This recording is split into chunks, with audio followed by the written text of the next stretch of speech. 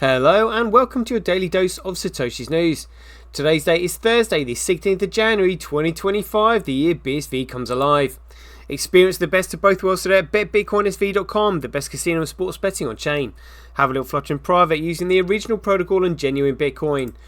Let's see what we got today. So we've got this FT Live posting here about BSV blockchain being at Davos. CoinGeek have also written an article on here saying newly formed Teranode Group launches today and appoints Giuliano de Vitantonio as CEO.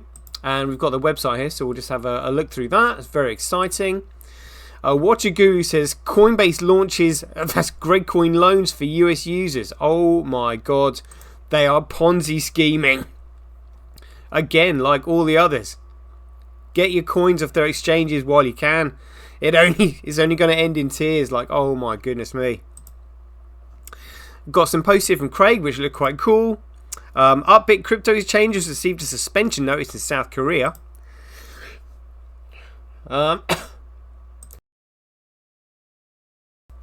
South Korea also reports first crypto pump and dump case under new law. So we'll find out what that was all about. Some 365 days of Bitcoin. We missed quite a bit the other day. Oh, classic dates. Being the 16th of January, but we'll start back on the 14th. And then we'll go through the figures as per usual because they're going to start looking fantastic. And then that'll be the end of the show. Right, let's get into it. Satoshi, like a cowboy in the West, riding on the blockchain that they call the very best. From 1 million strong and transactions flying free. Just wait for the Teranode, you'll surely see. Rock and roll. Right, so FT Live has said, how are shared ledger technologies redefining efficiency and operations? Join us on the 23rd of January, direct from Davos, to explore blockchain's potential for both SMEs and large enterprises in partnership with BSV Blockchain. And then they've got the registration there. Check it out. Check it out. The power of blockchain for business resilience. So they obviously know that BSV is the only one that scales, because that's kind of obvious. You can see it in the figures. So I've had people ask me about it, and I was just like, well, they're not going to promote a shitcoin that doesn't work, are they? You know, the only one that can scale for any use case at all is BSV. So of course they're going to promote it. But I mean, yeah, it could potentially be huge. You know, they're the richest people in the world over at Davos. You know, I'll leave my opinions, my personal opinions of them, to myself. CoinGeek has written an article here saying a newly formed Teranode Group launched today and appoints Giuliano de Vitantonio as a CEO. So combining the shared experiences of a suite of market-leading businesses focused on blockchain solutions for enterprise customers. Zug Switzerland, 15th of January, the Teranode Group launches today, combining the collective strengths of market-leading blockchain innovations to form a unified group poised for growth in a rapidly advancing space. Teranode is a global organisation incorporating businesses with extensive expertise in the blockchain space, for intellectual property, web development and transaction processing capabilities to vertical solutions and digital asset recovery. The group's goal is to create cutting-edge solutions on a platform that delivers unbounded potential for growth and unmatched scalability with low transaction costs, enabling enterprise customers to enhance trust and drive improved decision-making. Powered by BSV Blockchain, the group harnesses the collective strengths of its constituent organisations, bringing them together with a shared vision in an opportunity-laden sector. Today, Wednesday 15th, that was yesterday, Giuliano de Vitantonio has been appointed as CEO of Teranode. Vitantonio joins from Alice Edge, a pan-European data center operator, where he led the business for 3 years as their founding CEO and rapidly expanded the company into one of the leading-edge data center providers. Before this, Giuliano was Executive Vice President of Strategy and Business segment at Digital Reality, which acquired Interxion in 2020, where he was a Chief Marketing and Strategy Officer. Prior to that, he spent over 20 years in a variety of commercial and technical leadership roles at Cisco and Hewlett-Packard. Certainly got a resume there, hasn't he? Giuliano said, I'm delighted to be joining Teranode at its inception. I can already see we have some great experience within the team and fantastic potential for growth in an exciting space. There is a lot to achieve this year, and having a consolidated group with a shared vision gives us a great platform to deliver on our ambitions. We want to be the industry-leading platform and go-to experts for enterprise using blockchain technology. Giuliano will be bringing his extensive strategy and customer experience to help shape the future of the new group. He spent over 30 years in the technology sector with deep experience in a range of areas including R&D, consulting, business development and marketing. During his career, Giuliano has built extensive knowledge of global enterprise, customers and delivery of complex solutions, which are the two ingredients at the heart of the Teranode strategy. Loving that. And this is the Teranode Group. A more connected and prosperous world for all.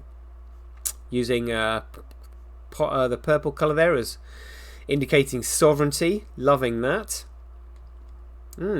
Powered by BSV. About us. Solutions to empower human progress. Innovation for impact. The growth of our clients is at the heart of the solution we develop. Through our innovative solutions, we drive tangible results and sustainable growth by solving real-world problems that our clients encounter. The Teranode Group CEO, I think we've just read most of that. Our dedicated team, we're a team of engineers, blockchain specialists, Web3 consultants and business analysts. Dedicated to future-proofing your business with impactful solutions. Alright. Doesn't look like there's too much there at the moment, but the page is just starting.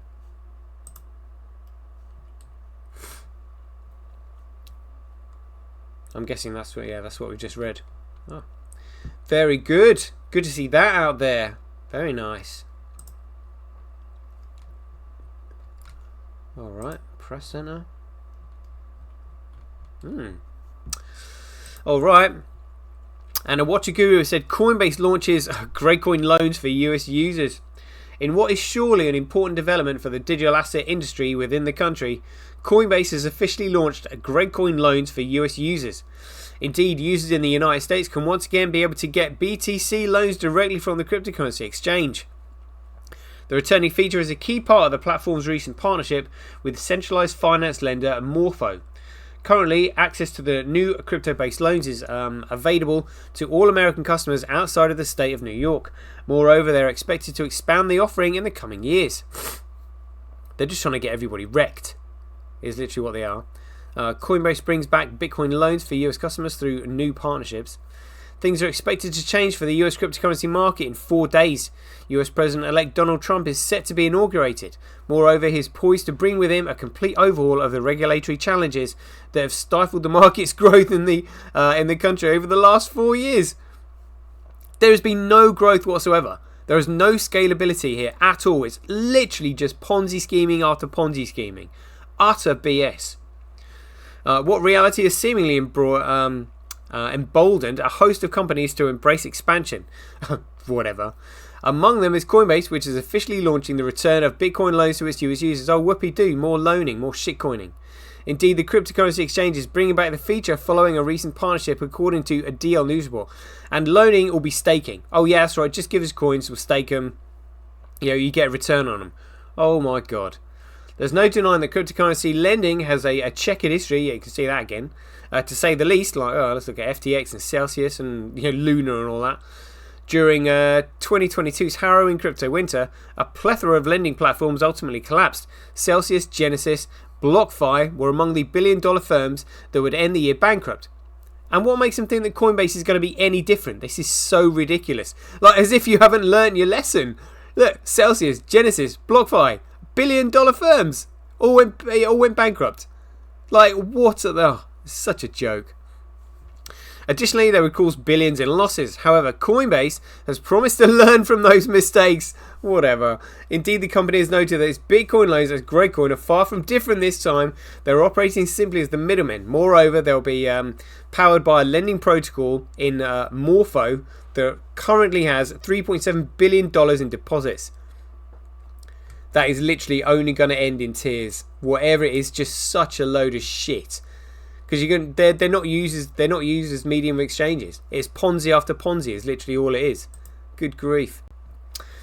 This is what Craig has said here. So Craig said, they changed the name but not the game. It used to be eugenics, now it's transhumanism. A clever rebranding, a sleight of hand, a new bottle for the same old poison. Back in the 1940s, when Nazis burned their way across Europe, singing hymns to the science of selective breeding, the English eugenics movements had a problem. They couldn't wash the blood out of their gloves fast enough. They were the priests of purification, the engineers of a better humanity. But suddenly all their theories were... their white papers, their meticulous statistic charts were soaked in the stink of Auschwitz. So they stepped sideways, ducked the spotlight, and put on a new mask. They whispered a new name into the wind: transhumanism. Craig is awake. Craig is awake. He might not know everything. For example, like he's mentioned Auschwitz there. You know, we know the truth about Auschwitz is coming out now. It's not what people. We've just been lied to about everything. It's outrageous. But good to see that from him. Cointelegraph said, Upbit crypto exchange received suspension notice in South Korea. Upbit must respond to the FCS's suspension notice by Jan 20th or face restrictions on new registrations on the platform for 6 months. Upbit, one of the largest cryptocurrency exchanges in South Korea, has reportedly received a suspension notice for alleged Know Your Customer violations. The Financial Intelligence Unit of South Korea, Financial Services Commission, had notified Upbit of possible punitive measures according to a Jan 16th reported by Nava. As part of the measures, the authorities seek to suspend new user registrations on Upbit for 6 months, with existing users unaffected. I wonder what this is all about. According to the report, Upbit can submit its feedback on the restrictions on the FIU by Jan 20th. The authority plans to make a final decision on the penalty on Jan 21st. Upbit is one of the largest South Korean crypto exchanges by volumes. South Korean authorities first reported the Upbit's alleged KYC violations on November 2024, with the FIU identifying at least 500 to 600,000 breaches in its client identification process. The authorities spotted Upbit's KYC violations while reviewing the company's business license renewal. Founded in 2017, Upbit is one of the largest crypto exchanges in South Korea and globally trading 7.5 billion daily according to CoinGecko. I wonder if that's because they were favourable to BSV. Because it's Korea, you know. It was an article in Korea that doubled the price just before the Copa case started. They had $200 million worth of trade volume the other day in 24 hours. So maybe, you know, a bit of a coincidence, isn't it? Suddenly this comes out of nowhere. South Korea's KYC fines are up to $68,000 per case. According to South Korea's Special Financial Transaction Act, the penalties for KYC violations can be up to 100 million Korean won, around $68,000 per case. As Upbit was found to have at least 500,000 KYC breaches, the violation could potentially cost the company $34 billion. I think they're basically just trying to shut it down. Good grief. The news comes amid South Korea's authorities progressing with a long-running court case involving Lee Jong-hoon, the former chair of the major local crypto exchange BitHub. On Jan 16th, Lee was reportedly acquitted in an appeal trial related to a large-scale customer data breach on BitHub, which occurred in 2017, affected 31,000 accounts. And another one, South Korea reports first crypto pump and dump case under new law. South Korean authorities have indicted indicted suspects for unfair crypto trading, violating artificial price inflation and subsequent token dumping, known as pump and dump. South Korea financial authorities have taken action against allegedly unfair crypto trading practices under the country's investor protection regime. Oh yeah, too right. Suspect artificially inflated the price. Oh yeah, no shit, Sherlock. South Korea continues to discuss corporate crypto investment. It's all pump and dumping. They're never going to stop it. That's what the cabal have turned the whole thing into. It's an absolute joke shop. 365 days of Bitcoin history. On the 14th of Jan 2008, Craig Wright publishes a paper to the SANS Institute for the GIAC certification titled Electronic Contracting in an Insecure World. The paper contains information on what is now known in relation to blockchain technology as smart contracts. This was prior to the Bitcoin white paper release on the 31st of October in the same year. Whoa, that's massive. Also on the 13th of January 2015 was day 2 of the Silk Road trial. An undercover agent reveals how he helped the FBI trap Silk Road's Ross Ulbricht. Oh, gutted. 14th of January 2016. The resolution of the Bitcoin experiment. Mike Hearn quits Bitcoin. So he quit Bitcoin on the 14th of January 2016. See if it's there. The resolution of the Bitcoin experiment.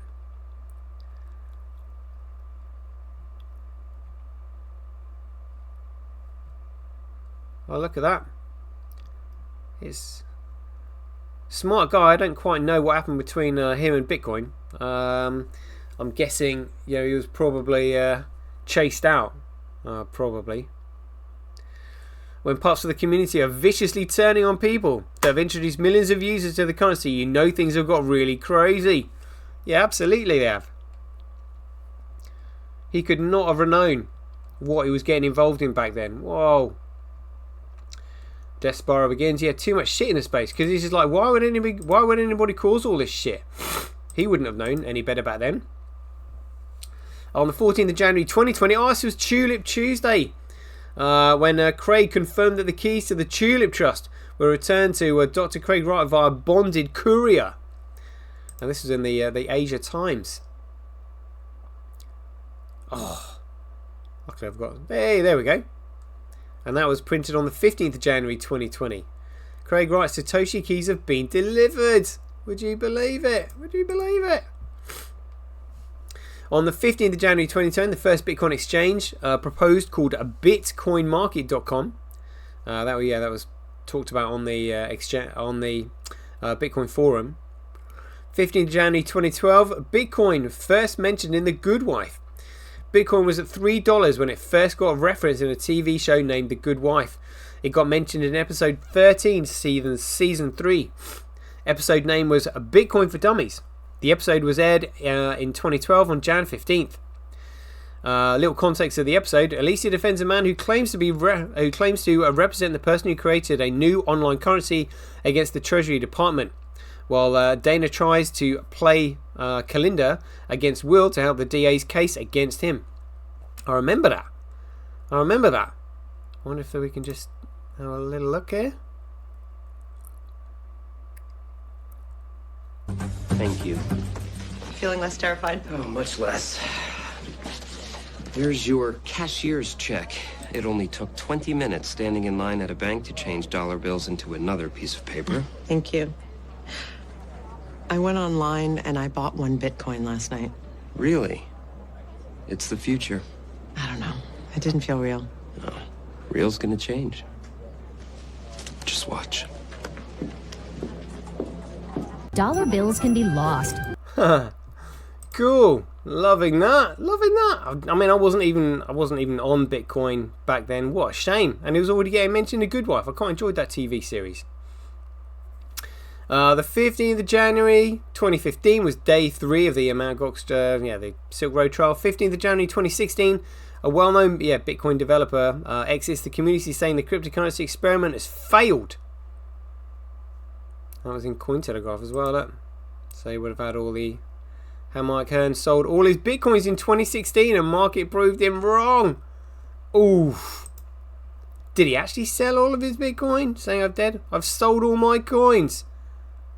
Well, I'd be spitting feathers if that was me. Oh dear. On the 16th of January 2009, Dr. Wright, under the pseudonym Satoshi Nakamoto, wrote, "It might make sense just to get some in case it catches on. If enough people think the same way, it becomes a self-fulfilling prophecy." He also spelt Bitcoin with a capital C, a bit and coin, with a capital C for the first time.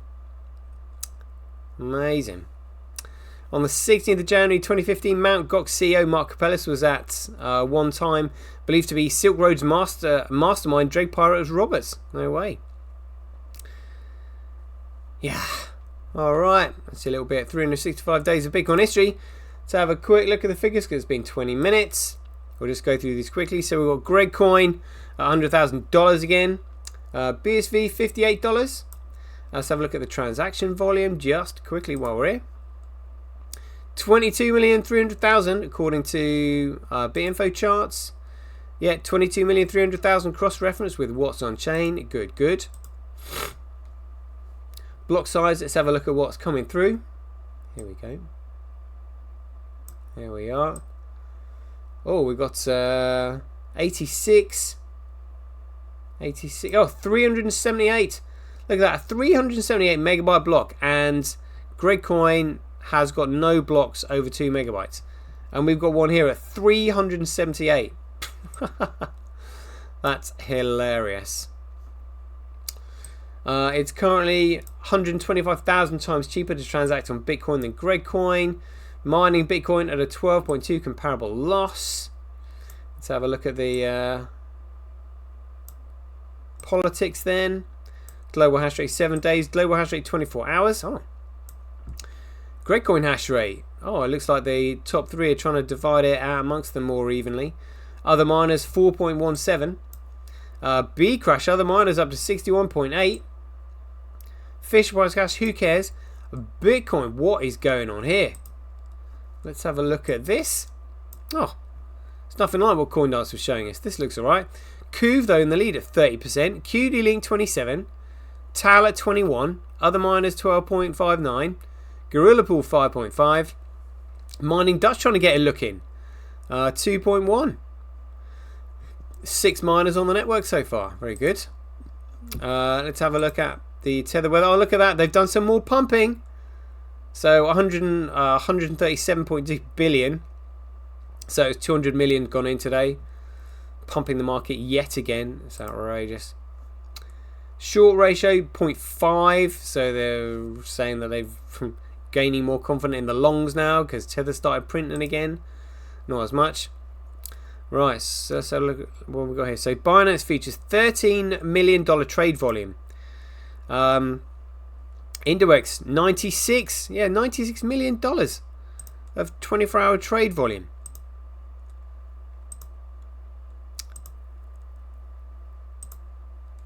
Amazing. I wonder if yeah, Upbit should be there. Upbit's 9.2 million. Wow. Let's have a look at Bitcoin versus Greg Coin. Alright, trending up and downwards again. Oh. Trending up just a little bit. Maybe that's why they started pumping Tether. That would explain it. Yeah, just traveling up and down in US dollar. Orange Gateway. So BTC they're saying is going up. Greg Coin versus Bitcoin. Oh. Oh, look, it popped up. And then it's come back down again. Oh, this is... yeah. Let's have a look at that versus US dollar. Yeah, just trending upwards. Maybe that's why they were pumping Tether. Looks like it to me. Got to hide it from the traders. Got a market cap of $3.5 trillion. Greg Coin over $100,000 again. Trade volume just 2.5. 24-hour trade volume representing $50 billion. Yeah, they had to pump it because the price started coming down. That's funny. That's funny. Right, let's have a look at Bitcoin. Where are we now? Whoa, right down here. 87. Just $57. That's crazy. And let's have a look at volume. So, ZXian. Still with a... Oh, that's the highest volume now. And CoinDCX. OKX, but where is the liquidity? I've changed the Pro, hit BTC. XGO. Alright, interesting. Okay, cool. Right, that is a 25-minute show. We'll leave you there. I hope you enjoyed it. So, as ever, if you enjoy these updates, please ding your donations for your appreciation to either Satoshi at Semi.com, Handcash.io, Simply.cash, Relasia.com, Rockwallet.me, or Senti.ch. We'll leave you there. I hope you enjoyed it. As ever, be aware, take care, stay safe out there, and we'll see you in the next one.